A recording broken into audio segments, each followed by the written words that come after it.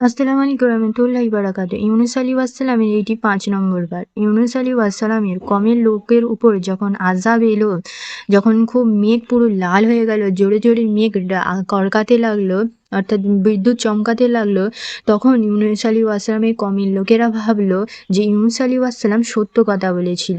এটি আল্লাহর আযাব এসছে আমাদের উপরে।